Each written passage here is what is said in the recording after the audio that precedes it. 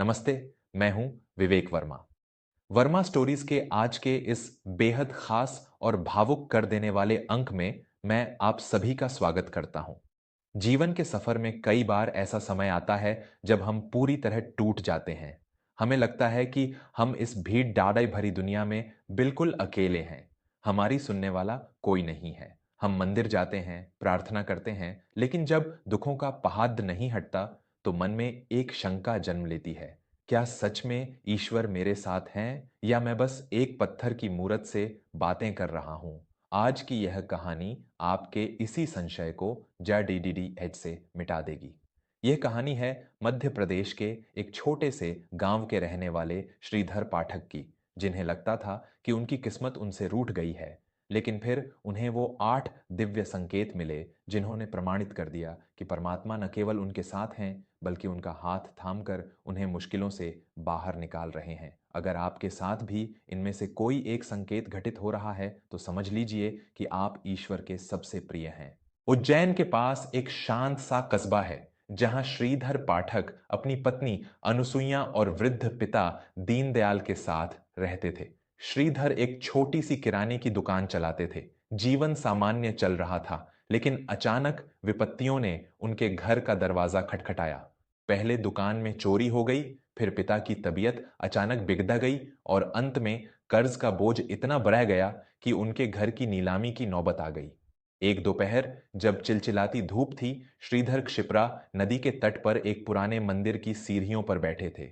उनकी आंखों में थकान और निराशा थी। तभी वहां से एक सिद्ध महात्मा गुजरे, जिनका नाम था वेद प्रकाश शास्त्री। शास्त्री जी के चेहरे पर एक असीम शांति थी। उन्होंने श्रीधर के पास आकर बड़े ही वात्सल्य से पूछा, बेटा श्रीधर, इस बहती नदी को देखो, क्या यह कभी रुकती है?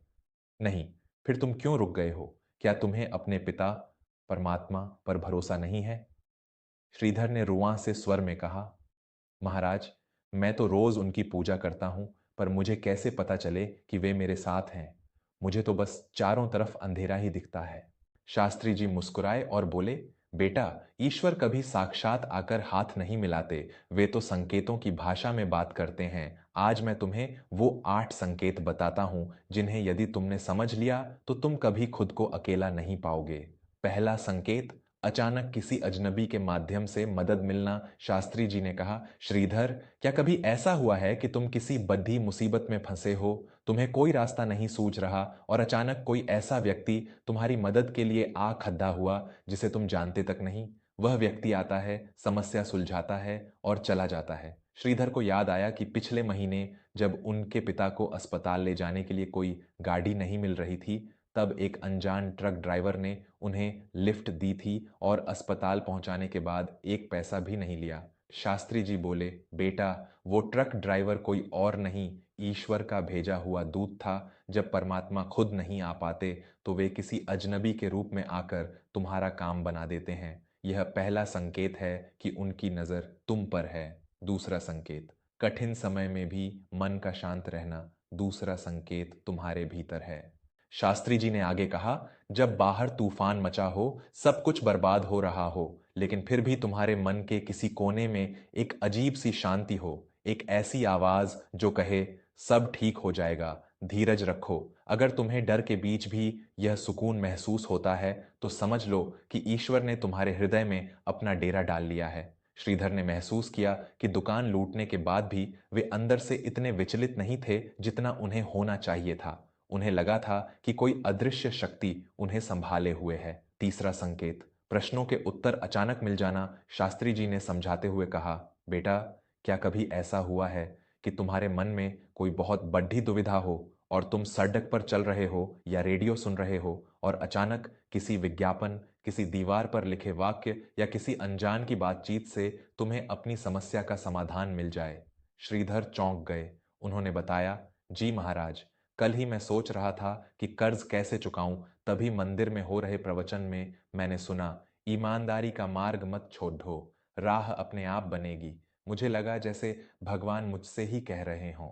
शास्त्री जी बोले, यही तीसरा संकेत है। ईश्वर जगत की हर वस्तु के माध्यम से तुमसे संवाद करते हैं। चौथा संकेत, बड़ी दुर्घटनाओं से बाल बाल बचना। चौथा संकेत सुरक्षा का है। शास्त्री जी ने गंभीर होकर कहा, कभी कभी ऐसा होता है कि हम किसी बड़े हादसे का शिकार होने वाले होते हैं, लेकिन ऐन वक्त पर कुछ ऐसा होता है कि हम बच जाते हैं। कभी पैर फिसलते फिसलते बच जाता है, तो कभी कोई गाढ़ी हमें छूकर निकल जाती है। दुनिया इसे किस्मत कहती है, लेकिन भक्त इसे प्रभु की कृपा कहता है। वह तुम्हारा सुरक्षा कवच बनकर साथ चलते हैं।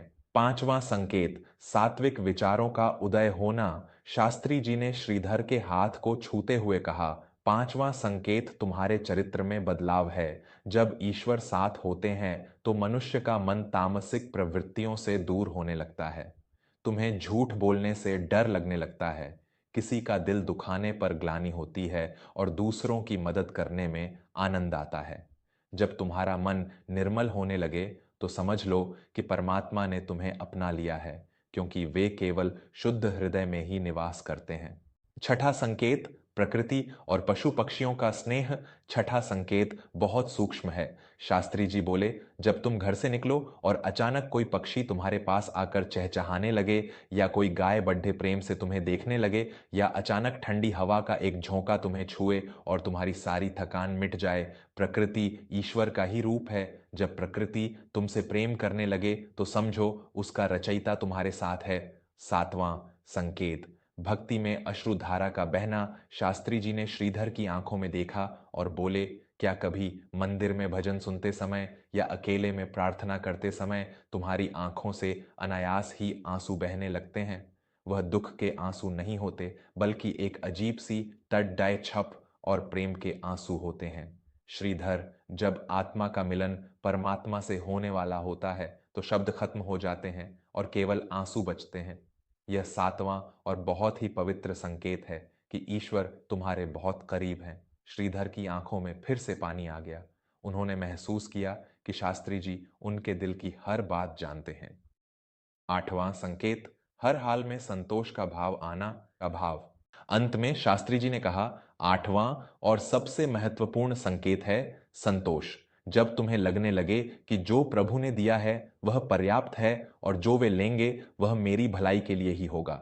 जब तुम भविष्य की चिंता छोड़कर वर्तमान में जीना सीख जाते हो और हर परिस्थिति में नारायण नारायण कहते हो, तब समझ लो कि तुमने ईश्वर को पा लिया है। अब वे तुम्हारे साथ नहीं, बल्कि तुम्हारे भीतर ही हैं। श्रीधर पाठक को जैसे जीवन की नई संजीवनी मिल गई थी। उन्होंने शास्त्री जी के चरणों में सिर झुकाया।